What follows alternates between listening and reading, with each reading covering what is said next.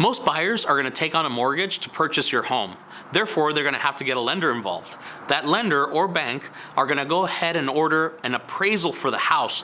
They do this to make sure that they are not over-lending on a particular house. They want to make sure that that buyer didn't make a stupid decision and overpay for something. So they're protecting the buyer at the same time. Now, when we schedule that appraisal for the house, it's very important that you basically leave the house.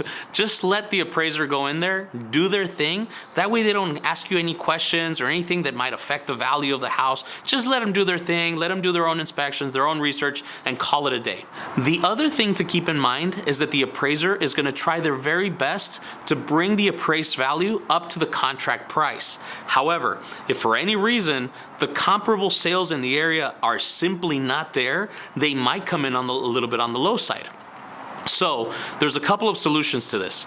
You as a seller can renegotiate the price. We can say, you know what, okay, if the appraisal is just not there, we'll lower the price to match it.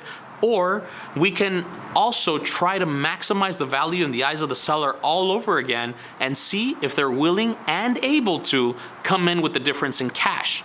Sometimes they have additional funds in there and they say, you know what, honey, I really love this house. So they make a maximum effort at coming up with additional funds to pay the difference out of their own pocket. And the other thing that's going to happen is that I will get involved. I will do as much research as I possibly can to try to find additional comps that the appraiser might not have used to justify our contracted price and have them bring it back up to the value that we originally sold the house for.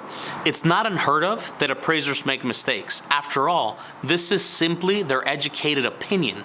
However, after doing a little bit of research, we can make it all better by giving them additional information that might justify the higher value.